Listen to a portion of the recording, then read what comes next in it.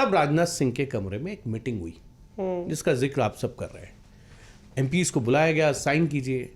वो जो था उस पर एक लाइन लिखी हुई थी, no confidence motion, first page पे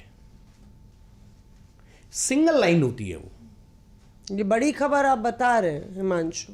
no confidence motion, it's a single line. Removal नहीं है, इम्पीचमेंट नहीं है, नो कॉन्फिडेंस मोशन। अब वो साइन हो गए, सारे एमपीज चले गए, क्योंकि जो आ रहा था, क्योंकि ऐश्वर्या वहां थी, पीयूष वहां थे, मैं तो बहुत दूर था, तो आ रहे हैं जा रहे हैं, तो इतने में जिनका जिक्र लेजर आईज थी, तो आप वहां से भी जिनका पता जिक्र लगा ये कर रहे हैं, पीयूष कर रहे हैं, वो किरण थे। वो बहुत तेजी से भाग रहे थे। तो मैं अपने दोस्त के साथ खड़ा हुआ था एक साइड में। मैंने कहा, किरण साहब, क्या ये रिमूवल का प्रोसेस धनखड़ साहब के खिलाफ है क्या? आपने पूछ लिया? हाँ। वो हंसे और उन्होंने कहा, छोड़िए, जाने दीजिए अभी। और वो तेजी से गए, फिर आए, क्योंकि वो मनाने गए थे। धनखड़ को मनाने गए थे कि बस कीजिए। हाँ, तीन राउंड मीटिंग हुई धनखड़। 3 राउंड कोशिश हुई। फर्स्ट जेपी नड्डा और किरण रिजिजू गए, उनके साथ अर्जुन मेघवाल गए। दूसरे राउंड में किरण रिजिजू, अर्जुन मेघवाल गए।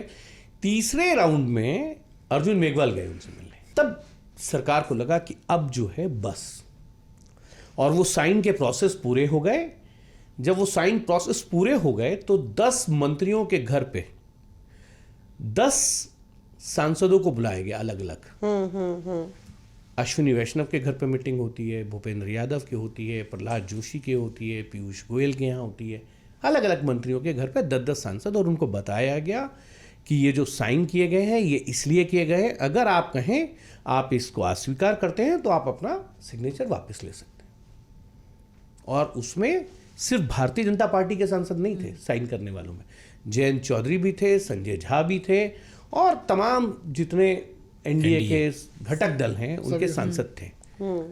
तो उसमें बहुत ज़्यादा कुछ हुआ नहीं, और ये बात धनखड़ साहब को पता चल गई थी। 7:30 बजे के करीब जयराम रमेश साहब ने उन्हें फ़ोन किया। फ़ोन किया, उन्होंने बताया कि भाई ये है, और ठीक है। धनखड़ साहब को ये लगता था कि मामला सुलझ सकता है। अनशेड्यूल्ड वो राष्ट्रपति के पास पहुंच गए, टाइम लिए। उससे पहले मैं वही बता रहा हूं, उससे पहले पीयूष या ऐश्वर्या इन सब के पास एक मैसेज आया होगा 8:40 पे कि चेयरमैन ने डायरेक्शन दिए हैं दोनों हाउस में एक साथ एक दिन मोशन लाया जाएगा रिमूवल का, और जो स्टैट्यूटरी कमेटी बनेगी इन्वेस्टिगेशन के लिए, फैक्ट्स एंड फाइंडिंग के लिए, वो दोनों ही लोकसभा स्पीकर और चेयरमैन मिलकर बनाएंगे, जो अनाउंसमेंट की थी। अब वो गए मिलने, क्योंकि प्रेसिडेंट से जब आप मिलने जाते हैं, राष्ट्रपति से, वहाँ प्रोटोकॉल होते हैं, हर चीज़ तय होती है। आप इस कमरे में इस चेयर पे बैठेंगे तो वो भी तय होगा, आपको कौन लेने जाएगा उसका पहले सब कुछ तय होता है। अब वो चले गए वहाँ, 25 मिनट उनको बैठना पड़ा, क्योंकि रात का समय था और प्रोटोकॉल के पूरी मर्यादाएं होती हैं।